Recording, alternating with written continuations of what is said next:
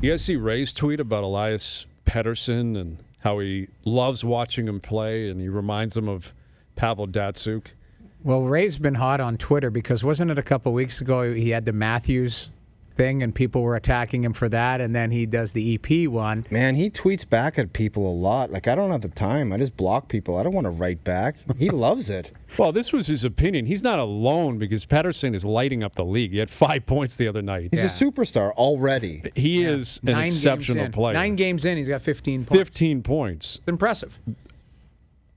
Incredibly impressive. Yeah. And you know what's going to happen. Like, we all jump the gun. Every market is known to do this. Someone in Vancouver is going to start writing, could he win the MVP? Could he win the Hart? Is it already out? A month in. It's already out? A month in. He's an MVP candidate.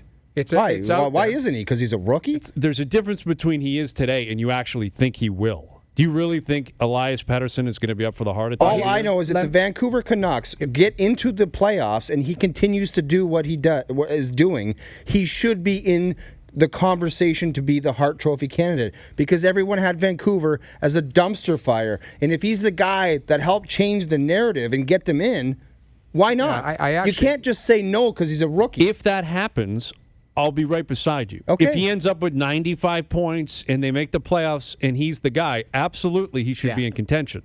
But when Matthews scored 4 and people were all going crazy here, and it's like if we had the same conversation. Mm-hmm.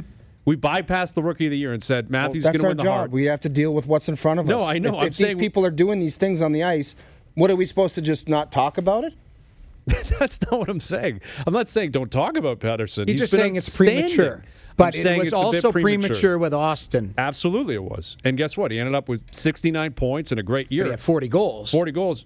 Won the Rookie of the Year. Should have. Right. Was never going to be in contention for the Hart. Should not have won the Hart that year. No, but if my point being, and is exactly what O said, if he continues on, and that's a giant if, but if he continues on and the Vancouver Canucks make the playoffs and they have a great year, I don't see why he wouldn't be in that conversation with a handful of other people that have amazing years. I agree with that. I still think on November 5th, I hate to even throw the word Hart out because, Connor McDavid, who else? Who else is in the league? Like Morgan Riley, 18 points. Mikko Rantanen. Like Rantanen is chewing the league up. Like there's, right now, to me, if we had to go, okay, who's in the Hart conversation? There's 12 guys. Mm-hmm.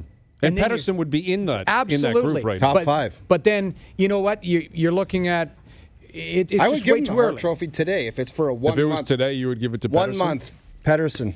Done. Well, I mean, Canadian hockey, I can't dispute how well he's played. Canadian hockey is in.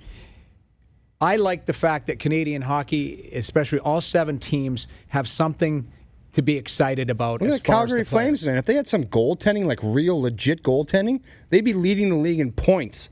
Yeah, they're right. I mean, they're up there right now. And if they had any kind of consistent goaltending, Calgary's watch third in the out. league. Sorry, third in the league. Yeah.